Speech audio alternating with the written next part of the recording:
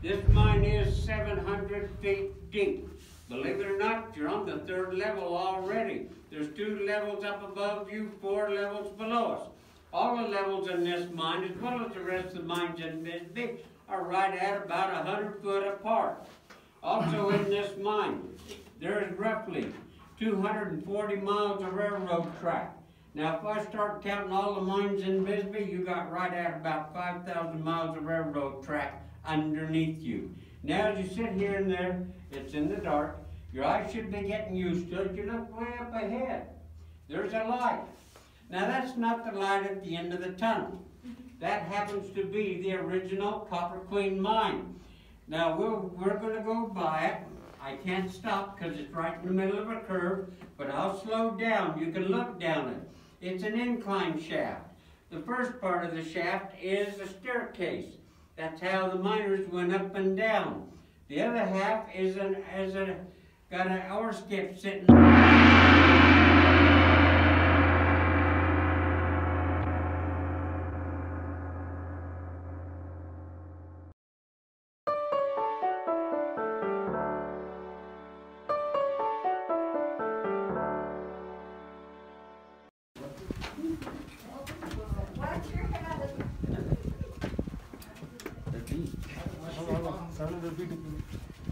So 75 feet வந்து மேல பார்க்கலாம்.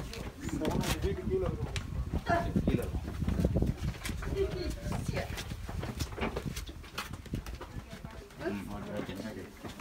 Super. 750 feet 700 feet கீழ இருக்கும்.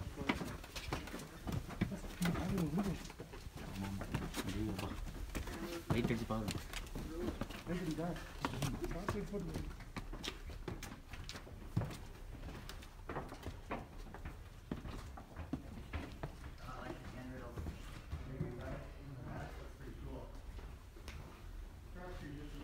And this is the only place we have stairs. Okay. You got to have your aerobics this morning.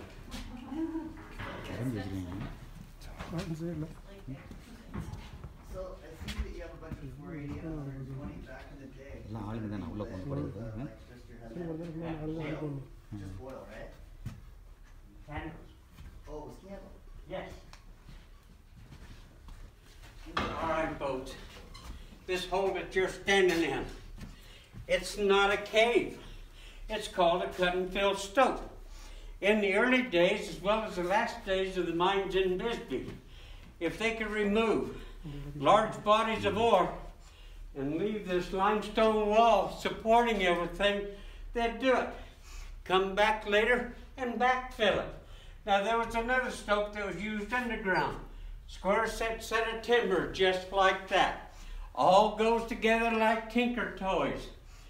Now, square sets of timber was used where the ground was heavy, rattly, unstable. And all the timber that came underground had to be Douglas, fir, or pine. Not the best wood in the world, best tattletale. Because if miners had to have that timber and that ground started to slip or move, that timber right there, a mown-grown pop snap, and make all kinds of noise, and that miner had time to get out. Now, before we get started on the mining business, you heard me talk about Headless John? He's in here. He just can't get his face out of the rock. It's right there. He's going to be with me for a long, long time. Now there's one other little thing you need to know. Back in 1915, the men that were working in here, 2 to a shift, didn't have these lights.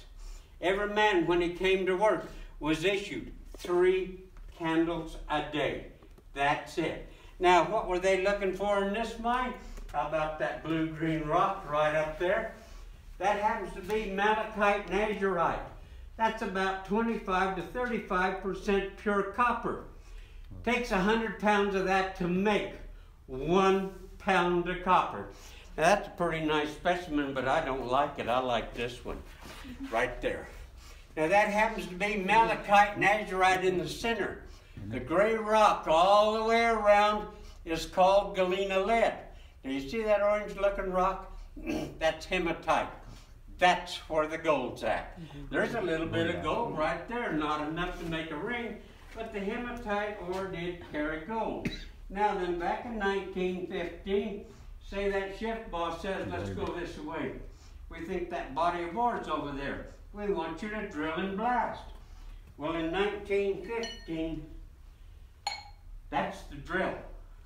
And the first jackhammer is a 4-pound hammer called a single jack.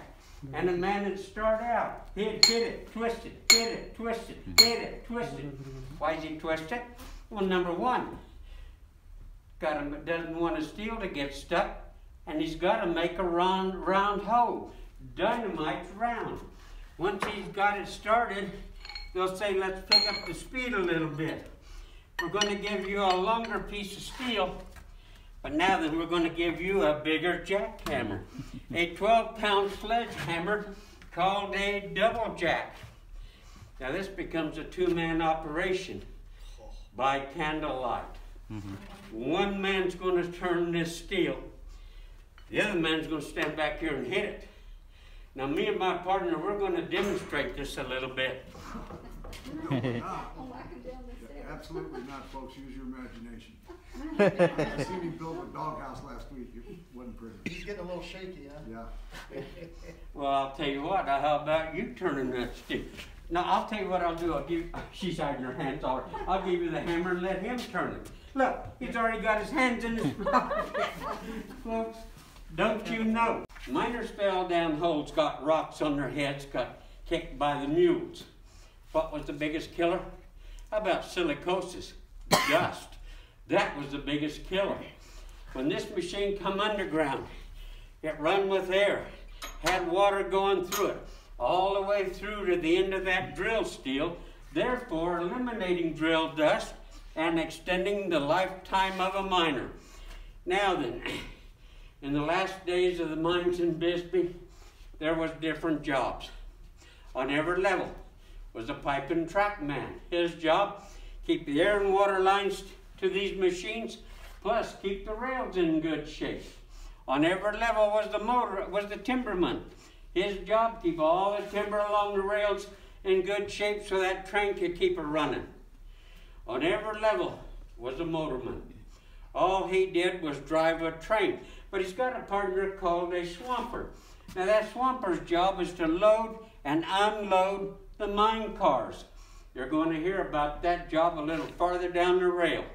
Now, bear in mind with me, in the last days of the mines in Bisbee, base pay for a miner was $45 a day. Also, in the last days of the mines, there was only 3 kinds of a miner. The first type of miner was the stope miners. 4 men to a stope, 2 working day shift, 2 night shift, and they could have been in the cut and fill stope or timbered stopes. But the company gave them a standard. They wanted them to produce so much rock on a 2-week basis. At the end of 2 weeks, they tallied up their tonnage.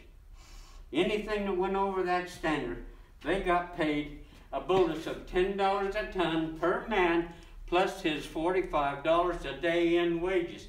Now you got the second miner in these mines, and that's that little man in the hole. He's called a raise miner. Now him and his partner's job is to drive a hole from one level to the next level, normally up to an ore body or through an ore body. And as they go up, they got to put in air and water lines, carry ventilation, put in landings, put in a chute, That piece of equipment he's holding in his hand, it's called a stoper, weighs about 180 pounds. Takes 4 pieces of steel to drill a 7-foot hole, but it does run with air and water. Now the company gave those 2 men a contract, and there was more than just 2 men. The company wanted them to advance up 6.5 feet a day at the end of 2 weeks when they measured from A to B. Anything that averaged out over that 6.5 feet, they got paid $100 a foot bonus per man, plus his $45 a day. Sometimes they did quite well. Now you got the third miner in these mines, me. I went to work for Phelps Dodge Corporation 2 days after I graduated from Bisbee High School. And against my mother's wishes, where'd I go? I went underground. I quickly become a miner. I worked in the cut and fill stopes and the timbered stopes. And somewheres along the time in my younger days, I got into a group of men called the roustabouts. This is 6 men. Our job was to go to anywhere and everywhere there was a wreck. By that I mean a cave-in. Our job was to go in, re-timber it back up so those miners could get back in. After a short period of time, I got into another group of men called the cross-cut miners.